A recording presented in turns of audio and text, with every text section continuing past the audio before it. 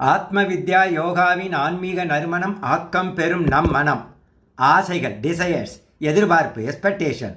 ஆசை நிறைவேறிடுச்சுன்னா அது அதோடு நிற்கிறது இல்லை, அது பேராசையாக மாறுது. ஆசை நிறைவேறலைன்னா கோபமாக வெளிப்படுது. இந்த ஆசையினால் எப்பொழுதும் மனுஷனுக்கு மன நிம்மதி தான் போகுது. அதனால் என்ன பண்ணணும்? ஆசைகளை விட முடியுமா?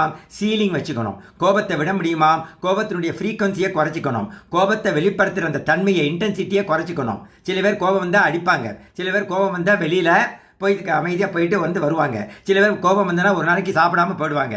சில பேர் கோபம் வந்தால் இன்னும் பல குற்றங்களை கூட பெருசாக பண்ணிவிடுவாங்க. ஸோ இந்த கோபம் ரொம்ப டேஞ்சரஸ். முதல்ல அதை வெளிப்படுத்துகிறவங்களை தான் அது பாதிக்கும்.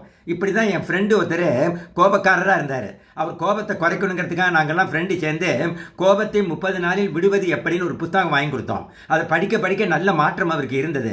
ஒரு 8 நாள் நல்ல சத்தமே இல்லை அந்த வீட்டில். அண்ட் 9ஆவது நாள் திருப்பி ஒரே சத்தம், கோபப்பட்டு கத்திக்கிட்டு இருந்தார். என்ன ஆச்சுன்னு உள்ளே போய் நாங்கள்லாம் பார்த்தோம். அப்போ சொன்னார், நீங்களாம் நண்பர்கள் வாங்கி கொடுத்தீங்க இந்த புக்கு, அது ரொம்ப எஃபெக்டிவாக இருந்தது. 8 நாளைக்கு ஒரே இடத்துல வச்சு படிச்சுக்கிட்டு இருந்தேன்.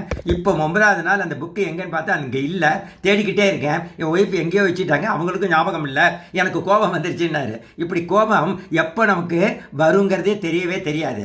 ஆனால் கோபம்ங்கிறது ஒரு எக்ஸ்கியூஸ் தான். யாரும் நம்மளை கோபப்படுத்தவே முடியாது. நமக்கு விழிப்புணர்வு இருந்தால் அது ஒரு வடிகால், அவ்வளவுதான்.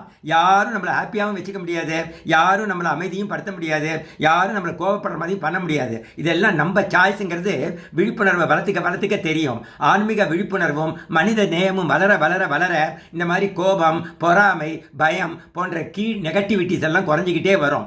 1 மணி நேரம் 1008 நாமஜபம் சொன்ன ஒருத்தர் நல்ல மனோபலத்தையும் ஆத்ம பலத்தையும் சேர்த்துக்கிறாரு. அவர் ஒரு 2 நிமிஷம் கோபத்தில் கத்திட்டாருன்னா அவருடைய மனோபலம் எல்லாம் போயிடும். ஸோ அவ்வளவு டேஞ்சரஸ் இந்த கோபம். ஸோ இந்த மாதிரி பல்பு இருக்குது, எலக்ட்ரிசிட்டி இருக்குது. எலக்ட்ரிசிட்டியில் எப்போதுமே குத்தம் இருக்காது. பல்பில் தான் பிரச்சனை இருக்கும். பல்பு ஃபியூஸ் ஆகிடும். ஆர் ஃபேன் ஓடிக்கிட்டே இருக்கு, ஃபேனில் வேணால் ஏதாவது ஒரு பிரச்சனை வரலாம். பட் எலக்ட்ரிசிட்டியில் பிரச்சனையே இருக்காது.